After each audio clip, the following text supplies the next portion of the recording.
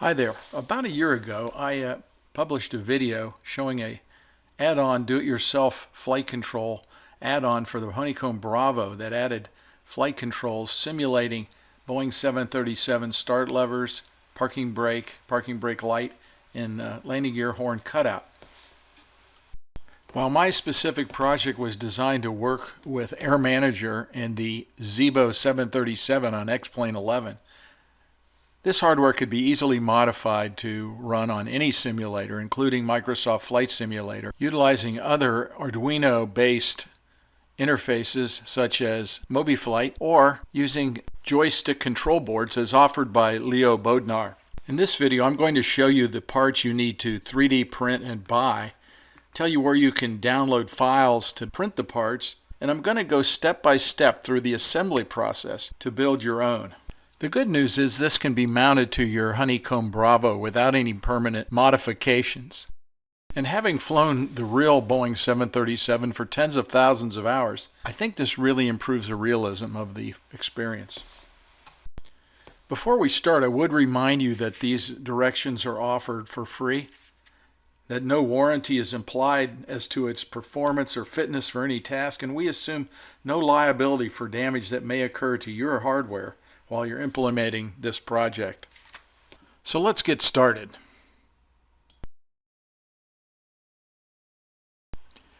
The original design consisted of a number of 3D parts that were bolted together. This was somewhat problematic as it was difficult to bolt them together, and I just finally came to the conclusion there was no reason not to make it a single piece. It's quite a lengthy print, but it is a solid one-piece construction now, except for the mounting plate, which is on the back. There are also two start levers that are printed, and they have a pocket on the back to accommodate this switch, and the instructions explain what switch you need. Also a little hole for mounting a screw to hold it in position. Also you need the lever or the handle for the parking brake. There are also two small finger grabs that are used on the start levers. Those mount onto the start levers with a screw. And finally, there's a mounting frame that attaches underneath the Bravo throttle quadrant and is bolted together with the Sidekick main body. And these are the parts you need to build the Sidekick. The STL files are available, and the reference will be given at the end of the video. First, you need three switches to be used for the start levers and the parking brake. They need to be this specific type switch because the start levers and the parking brake handle are exactly fitting over the shape and size of these switches. You also need a momentary push button switch for use for the landing gear warning cutout switch. You'll need one red LED and a holder to mount it into the case, and a resistor to limit the flow of current to the LED. Of course, you'll need the Arduino Nano. Although you can use a clone, it need not be an actual Arduino product, and it'll work just fine with Air Manager. You'll also need a small assortment of screws, bolts, connectors, and jumpers to connect things up. At the end of the video, I'll give you a link to some resources where you can get complete bill of materials, further instructions, and the STL files for printing the parts. So now let's take a quick look at the assembly process along with a few tricks. The first step is to take 8 M3 by 8 millimeter screws and insert them into the frame to attach the bracket onto the back.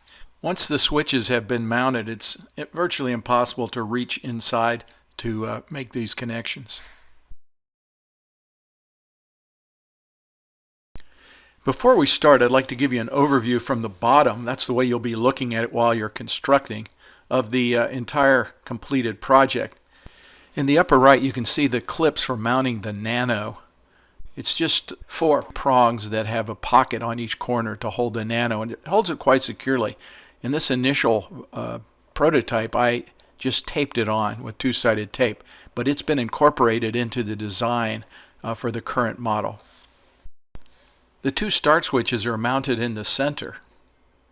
The parking brake switch and LED are shown here on your right, and the landing gear warning horn cutout switch is in the opposite bay. I wanted to show you this picture for a couple reasons. First, you can get a general idea of how the wiring is laid out. You can see I have all the grounds going to a single bundle and then only a single lead going to one ground on the Arduino. Also, you can see there are holes for routing the wires through and around the switches.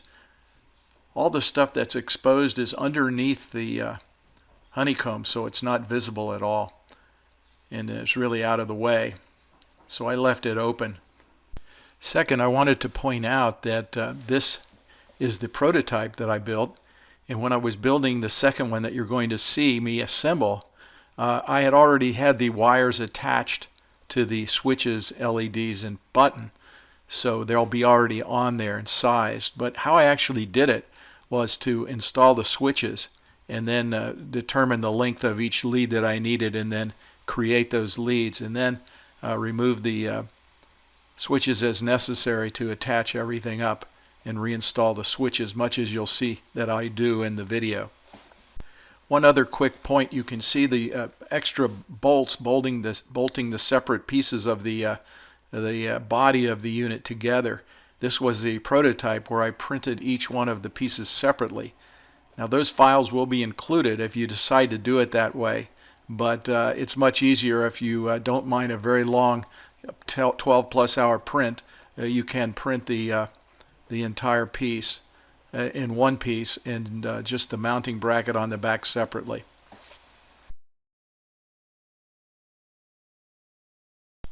The only tricky part about installing the start levers is the start lever piece needs to go through a flange. The little pin needs to be going through a little slot that was made to facilitate getting it through the narrow slot, and you can see that it can slide through there. And once you get it through there, you need to hold it in position while you install the switch.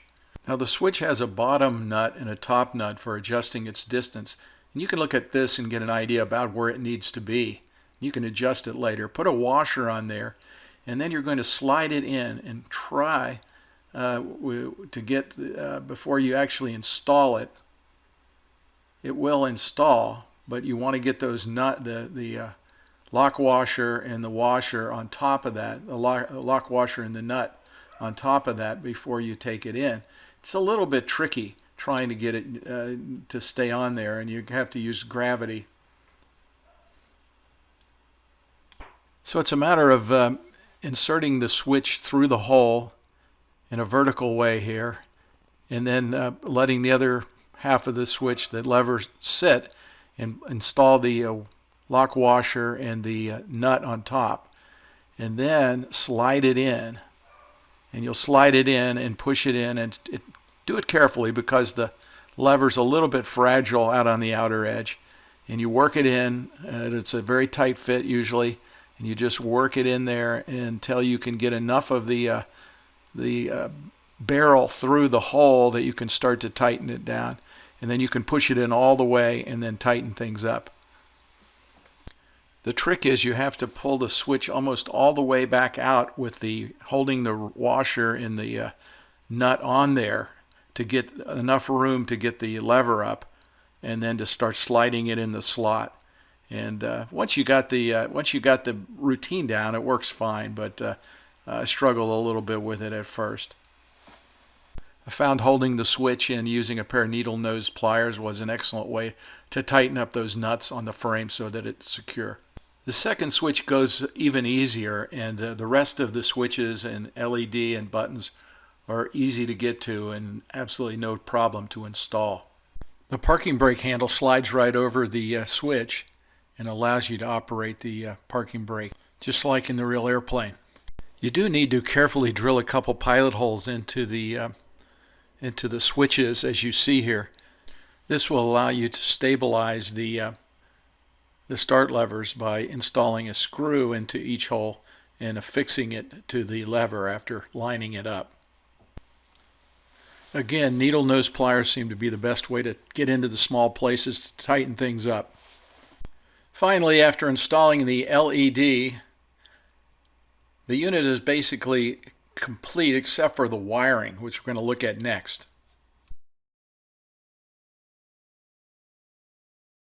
So as we take a look at the wiring, a couple things. First of all, the left would be forward and the right would be backwards in the way the switches are operated. The switches that are specified have two on positions, so there's two on lugs and a center ground lug.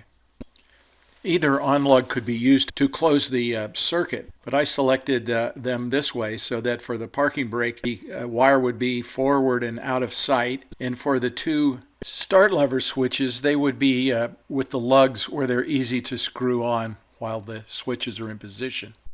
I think the wiring diagram is fairly self-explanatory, but there is a gotcha and a couple other comments I'd like to add. First of all, I strongly encourage you to buy an Arduino that has the pins already soldered in position. They're very difficult to solder if you're a neophyte, and they don't cost much more to have the buy one with the pins in there.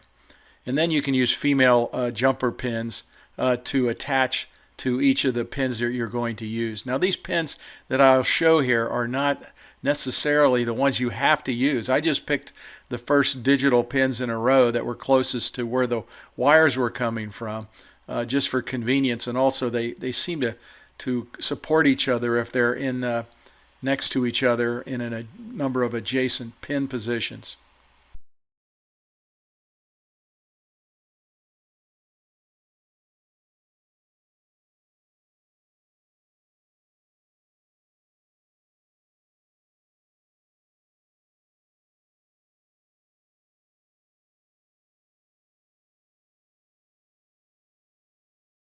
Another advantage of using the pins that I have shown here is that you can follow along in the setup for Air Manager for using the hardware script that I have produced to make this thing work. The one gotcha is the LED. The LED has to be wired in a specific way.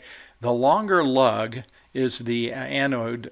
It's the positive terminal, and it needs to be connected to the pin, because the flow needs to go a certain way through the LED.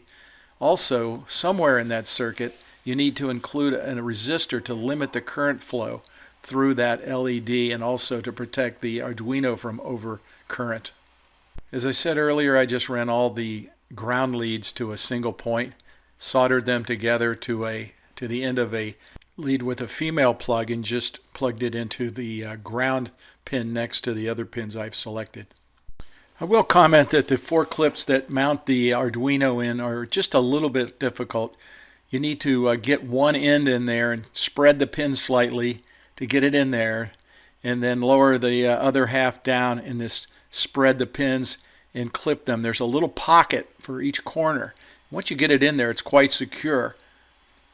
Of course, if you're not using an Arduino, you might want to eliminate these pins and mount it some other way. As I said, the first time I did it, I mounted this same style of clip that I found online and printed it and just used two-sided tape. So depending on what you want to use, whether it would be another Arduino program like MobiFlight or SimVim, or a joystick board, or emulating that with a Leonardo, you'll have to devise your own mounting system, but that shouldn't be that hard. While I'm installing all the pins onto the Arduino, I will say that you might see the white over all the terminals. I used some shrink tubing. That works great to insulate them, probably an overkill. And once all the pins are on, you're pretty much ready to go, and you can plug this thing in. I don't think you can see it, but the USB connection for the Arduino is on the opposite side, but on the end away from the honeycomb so that it is actually not going to be in the way and be visible.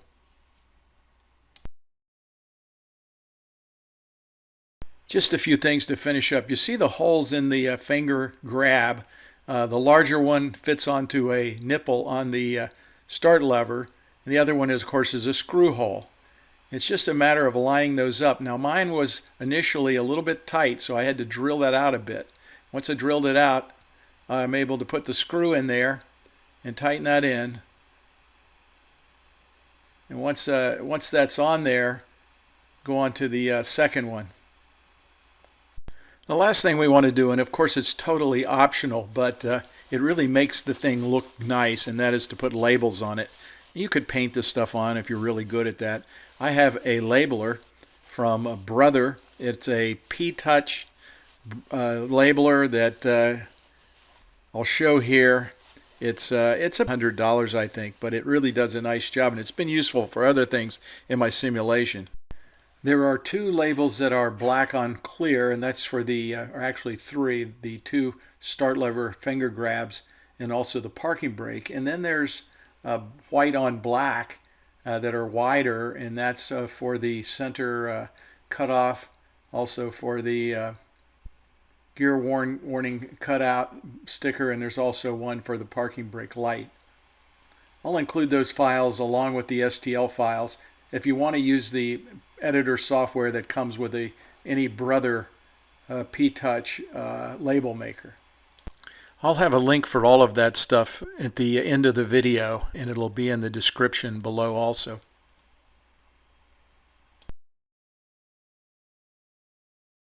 So let's now look at how we're going to mount this on the bottom of the Honeycomb Bravo. On the upper right, you can see the bottom view of the Honeycomb Bravo. And if we zoom in, you can see there's a series of holes where screws hold the case together.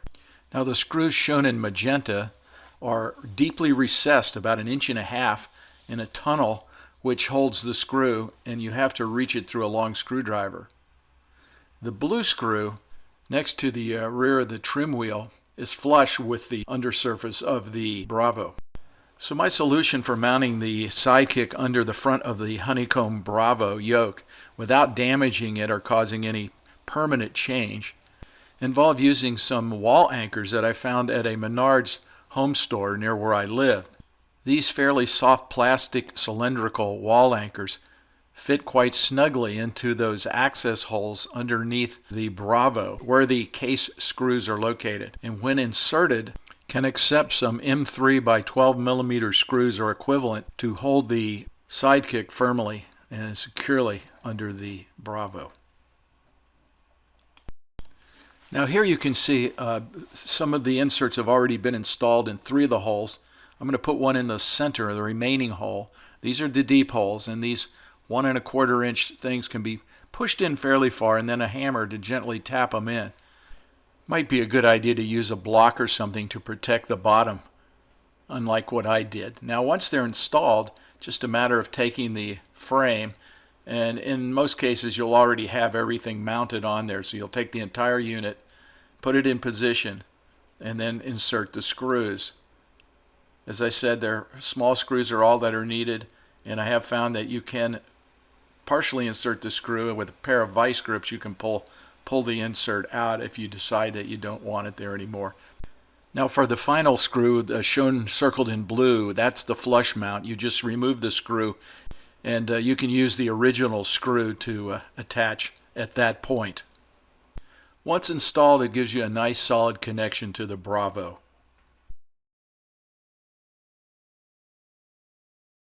Now at this point, although I love Air Manager and I use it for many of my sim applications, if you don't want to use Air Manager and you're going to use some other way to control the switches, you may want to skip this section and jump ahead to the timestamp that you see on the screen so that you can get the links to the references and resources that you need to complete the project. Now if you're still with me, there's a file in the package that you downloaded, and it will say Zibo B737 example. So note what folder that is in and select the Air Manager menu and select Import. and it'll open a dialog. You find that folder, find the file, select that file, and click Import. It tells you that you've imported one hardware function.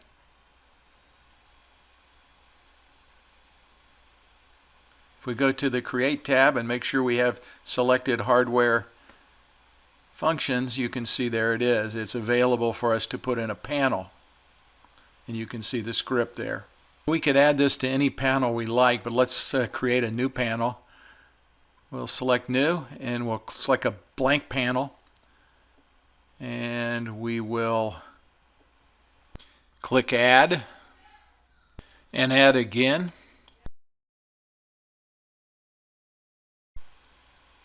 Scroll down, we can see the all the preferences for that panel. Of course, the panel right now has nothing in it. Change the name. Let's change the name to Sidekick.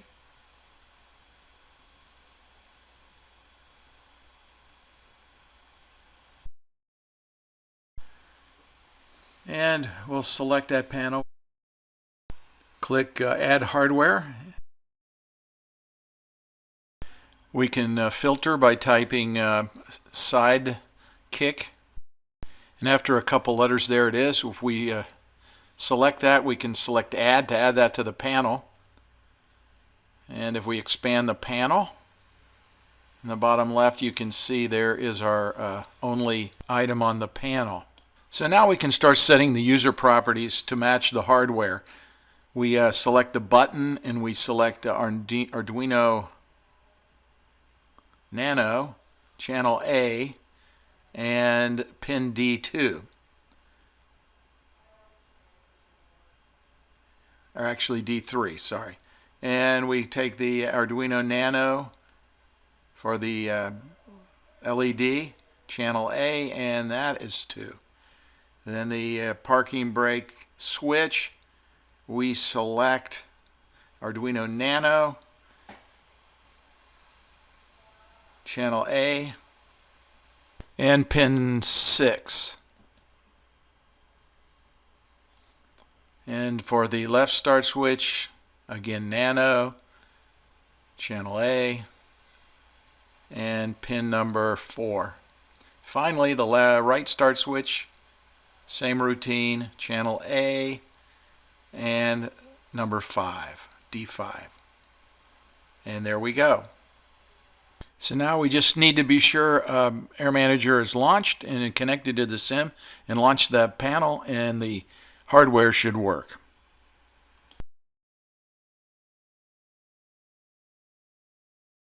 So if you've made it this far in this lengthy video, I appreciate it. You can go to the website freesimstuff.com, a website where we've put several of our designs up for people to download. And if you click this link, you'll be able to download the files in a archive, which will contain the files for all of the parts that you need to print. And then soon I'll have up also a bill of materials and a complete set of instructions written out. But in the meantime, you'll have the files you need to use with this video if you'd like to go ahead and get started on such a project. While you're at freesimstuff.com, check out some of the files that are available there. We have mods for the Honeycomb, the Logitech throttle quadrant. There's also some panels for Air Manager. For example, some of the Honeycomb mods include flap detents, some different handles that you can use on your Honeycomb, and we also have some mods for the Sidekick throttle quadrants.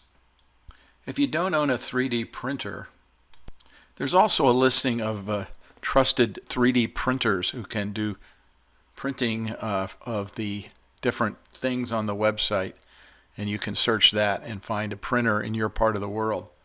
Again, that's freesimstuff.com, and if you'd like to contribute files to share, you can contact me via the website, and we'll see about getting your stuff posted. Well, thanks for watching this video. I know it's been long, and if you're not truly interested in it, I wouldn't blame you for not watching the whole thing. but hopefully it's a resource for those who want to try to build this. I promised it a long time ago, almost a year ago, and just haven't gotten around to it.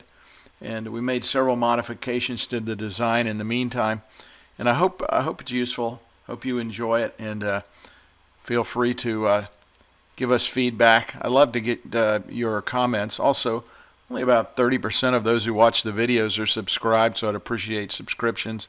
I don't do this for money. I do this just for the enjoyment of and trying to give back to the community. But it does give me encouragement when I hear from you, when I receive feedback, when I get subscriptions that show people are actually watching what I'm taking time to produce. Have a great day. Thanks for watching.